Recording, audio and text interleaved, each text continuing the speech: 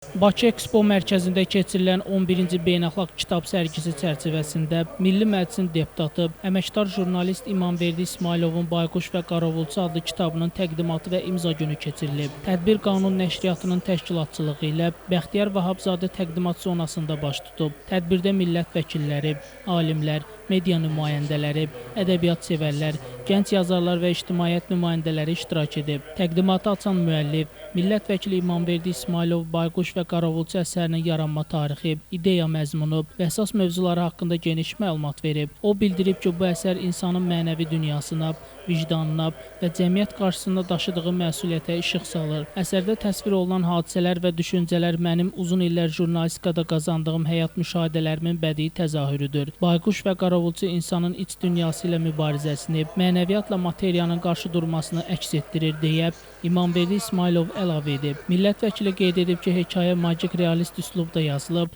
və müasir dünyanın mənəvi böhranlarına güzgü tutur. Filologiya elmləri doktoru professor Nizami Cəfərov çıxışında müəllifin həm sözə, həm də insana olan münasibətindən danışaraq qeyd edib. İmamverdi İsmayılovun Bayquş və Qaravulçusu sadəcə bir hekayə deyil, fəlsəfi mətn səviyyəsində yazılmış bədii manifestdir. Onun yaradıcılığına həsr etdiyim İmamverdi İsmayılov sözü də özü kimi yazısında da vurğuladığım kimi o sözə vicdanla yanaşan yazardır.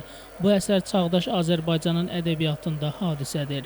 Milli Məclis sədrinin müavini Ziyafət Əsgərov isə çıxışında müəllifin yaradıcılığını yüksək qiymətləndirərək bildirib.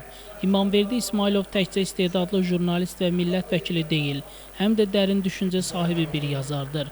Bayquş və Qaravulçu insanın mənəvi dirənişini və vicdanın səsini bədii dillə ifadə edən nadir əsərlərdən biridir. Kitabın ön söz müəllifi, Azərbaycan Milli Elmlər Akademiyasının prezidenti, akademik İsa Həbibbəyli çıxışında hekayəni son dövrlərin ən mühüm ədəbi hadisəsi kimi dəyərləndirib.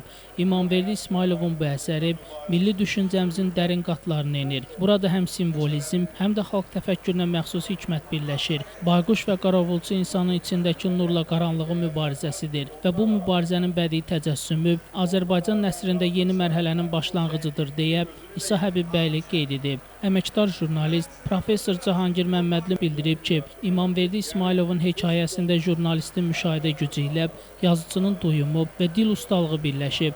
Bu əsər son illər ədəbiyyatımızda görünən ən səmimi və ən düşündürücü mətnlərdən biridir. Azərbaycan Yazıçılar Birliyinin katibi, yazıcı Elçin Hüseynbəyli vurğulayıb ki, Bayquş və Qaravulçuda insan ruhunun dərin qatlarına toxunan simvollar və bədii metaforalar oxucunu uzun düşüncələrə sövq edir. Millət vəkili Zahid Oruc çıxışında müəllifin həm siyasi, həm də mənəvi sahədə balanslı baxışına diqqət çəkərək vurğulayıb ki, İmamverdi İsmayılovun yazısı düşünən insanın harayını əks etdirir. Onun Bayquş və Qaravulçusu cəmiyyətin ruh halını dərin bir dillə ifadə edir. Əməkdar müəllim Ədalət Əsədov çıxışında əsərin pedaqoji və tərbiyəvi əhəmiyyətinə toxunub. O bildirib ki, bu kitab gənc nəslin düşüncə tərzinə təsir göstərə biləcək dəyərli əsərdir. Orada vicdan, ədalət, ata-övlad münasibətləri kimi mövzular ustalıqla təqdim olunub. Zəngilan Ağsaqqallar Şurasının sədri Xuduş İskəndərov isə çıxışında Bayquş və Qaravulçunun həm də xalq hikmətinə söykənən bir əsər olduğunu söyləyib.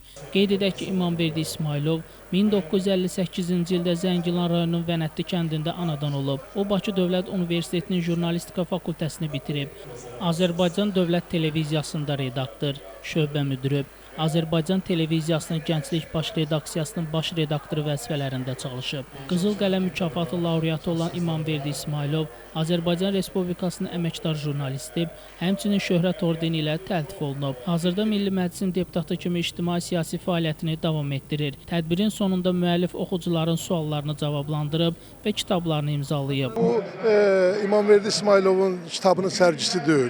Bu Azərbaycan dövlətinin, Azərbaycan dövlətçiliyinin, Azərbaycan mədəniyyətinin və cənab prezidentimizin həyata keçirdiyi çox möhtəşəm siyasi nəticəsidir ki, bugün Azərbaycanımızın bu gözəl sərgi məkanında müxtəlif kitabların sərgisi keçirilir, o cümlədən də mənim.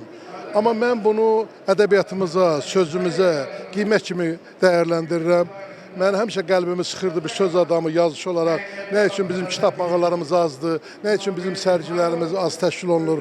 Amma bugün bu sərgiləri, bu geniş oxucu kütləsinin bu ajitajı, bu sevgini, rəğbəti görəndən sonra qəlbim qürur hissi ilə yaşayır ki, bəli, sözümüz yaşayır, ədəbiyyatımız yaşayır, dövlətimiz ədəbiyyatımızın, sözümüzün keşiyindədir. Ona görə də fürsətdən istifadə eləyib mən hekayəmin qayəsinə qayıtmaq istəyərdim.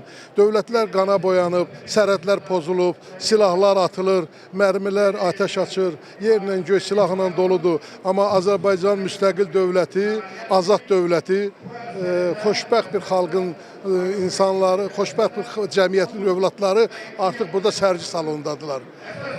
Kitab oxuyurlar, sözün işığına yığılıblar, azaddılar, toy büsatlıdırlar, xoşbəxtdirlər. Bu xoşbəxtliyi, toy büsatı və sözə, müqəddəs sözə hörməti bizə verdiyinə görə Azərbaycan prezidentimizə, Cənab İlham Əliyevə, çox hörmətli Mehriban xanımına hamına minnətdarlığımı bildirərdim. Bayquş və Qaravulçu hekayəsi ədəbiyyat sevərlər tərəfindən yüksək qiymətləndirilib və son illərin ən mühüm ədəbi hadisəsi kimi qeyd olunub. Şəmistan Fikrətli Elbrus İsmailov, Bugün informasiya proqramı üçün.